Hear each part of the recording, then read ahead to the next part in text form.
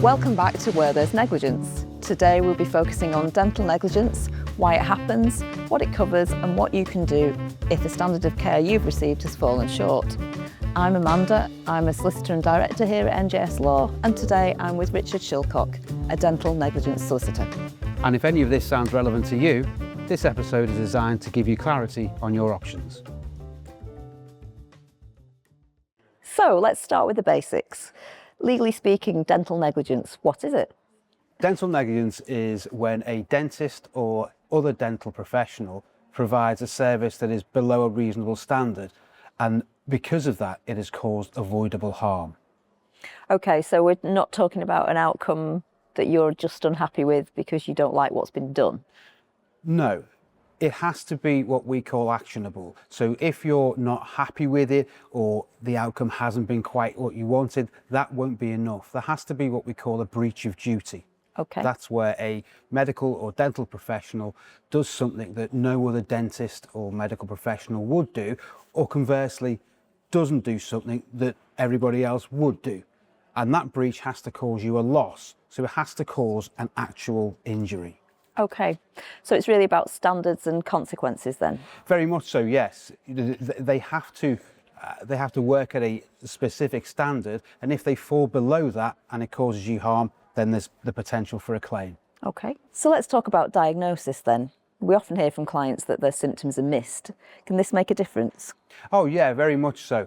A dentist not only carries out the work, but they should be also looking for things that may happen in the future. So missing things on x-rays, missing decay, missing the need for root canal treatments, these are all things that are potentially something that we can make a claim for. Okay, and does the delay in spotting these things and making a diagnosis make a difference? Yes, absolutely. The delay can cause what is a small problem to become that much bigger. Okay. And in doing so can cause more harm, more pain, but also more cost. If you need to have more treatment done, that's going to cost you more. If that treatment was unnecessary, well, why should you pay? The potential there is for us to recover that from the defendant that's at fault. Okay. So what about treatment errors during procedures? How does that damage our clients? Well, there's a number of ways, and they go from quite minor to really quite major. So, for instance, the old faithful of the wrong tooth was taken out. Yeah. But we've got failure to properly carry out a filling at one end, right the way through to perforating a sinus when taking out a top tooth at the other end. Right. Right the way through. If the defendant, or the dentist has done something they shouldn't have done and has dropped below that reasonable standard that we spoke about, then there's potential for a claim there. Okay. And can things like nerve damage be life-altering? Oh yes, very much so. Nerve damage can be a horrible condition because it's always there. We've got nerves coming down both jaws, and if the extraction or the work is done too close to that and we hit the nerve, then there are real problems potentially for any claimant, because they will have numbness, might not be able to speak properly, swallow properly. It can be really quite severe. Right, okay. Now, cosmetic dentistry has become increasingly popular. Do we see a lot of claims in that area? Yeah, we're seeing more and more, but they differ slightly insofar as if people are paying all this money to get the treatment carried out, they expect a higher service, a higher level of care. Okay. But something else that is often overlooked is the consent element.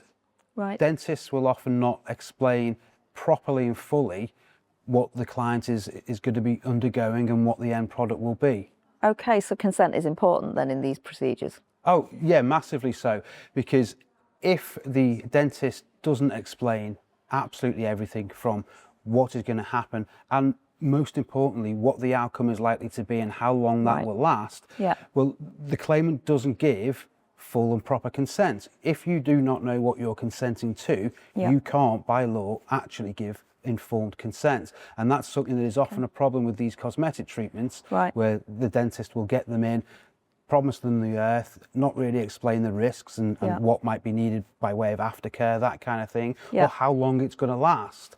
And that's a problem we're seeing now with claimants or patients that come into us where it hasn't worked out the way that they thought, and the dentist hasn't explained what may be happening in the future. So is this an area where, whilst we say that, just being unhappy with the outcome isn't necessarily the basis for a claim, this is possibly an area in which that could be the basis for a claim? Yes, and I'll qualify that by saying potentially, because it comes down to consent and what the client is told. Okay. If the client is told, or it is inferred, that X result will happen, and that doesn't happen, then there's potential there, because from a consent point of view, the client was signing up to something that wasn't right and wasn't correct. Okay. If, however, they have given full and proper advice beforehand, explain the risks, explain the potential outcomes and where those outcomes may vary, and the client has taken all that on board and then signed up, then potentially no, because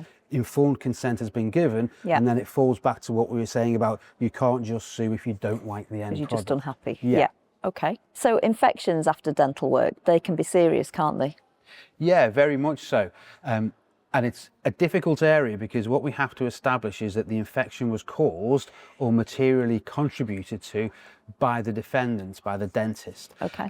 So what we would be looking at is sterilisation and advice given by the dentist by way of aftercare. Okay. So here's what you need to do to keep this clean and make sure the bacteria stays away. Right. So we look at that. So we look at what processes they have in place, what advice was given, and if either of those fall short, well, yes, there's a potential there for a claim.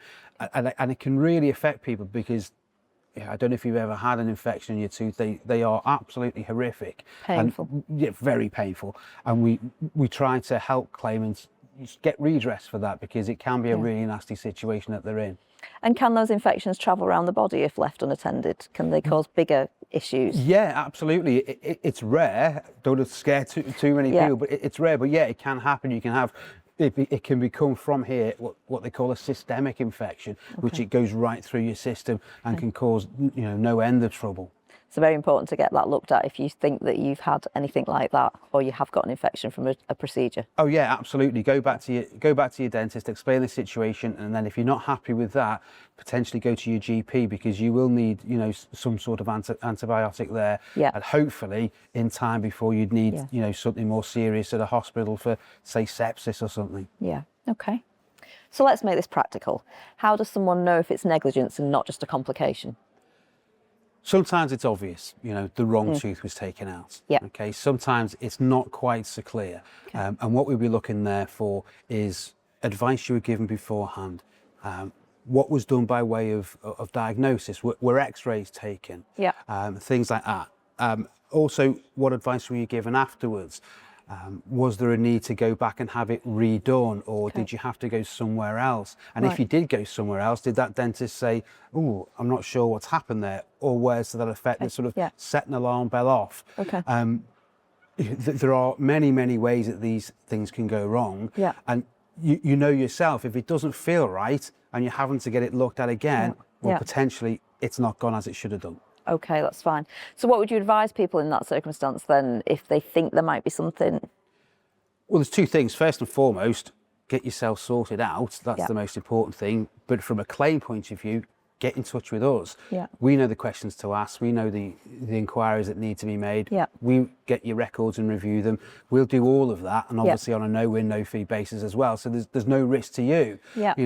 You can't lose out by giving us a call and seeing what comes from it. I suppose at least, or at worst, we'll just put your mind at rest if there hasn't been any negligence and there isn't a claim there. Exactly. At least you'll know. Exactly that. We'll scratch that itch for you, essentially. We can do the digging, we can find out, and we'll say yes or no. Yeah, and we're happy to do that, aren't we? Absolutely, and on a no-win, no-fee basis. Yeah. Now, there are time limits for making these claims, aren't there? What are those time limits for dental negligence? Well, as with most claims for in the personal injury sphere, we're looking at 3 years. Okay, and that 3 years usually starts from the date of treatment. Okay, but in some circumstances it can be different, and that's called date of knowledge. That's when the issue wasn't immediately evident. Okay. So in those circumstances, it would be 3 years from the day that you realised, or a reasonable person would have realised, that there was an actionable problem there. That you'd had some negligence. Okay. Yeah. And what kind of things can you claim for? What does the compensation cover?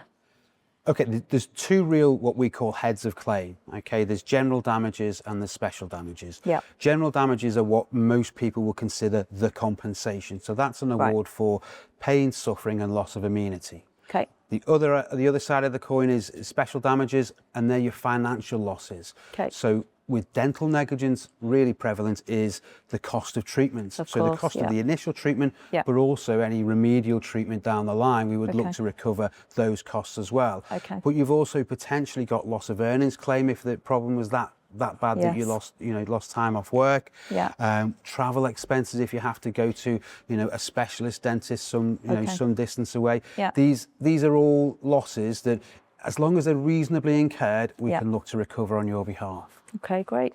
So if there's one thing to take away from today, it's that if you've had a procedure and you aren't happy with the outcome and you feel that there may be some element of negligence following on from what we've discussed today, then please get in touch and let us give you some advice. Thank you for listening to the NJS podcast today, and we'll see you again soon.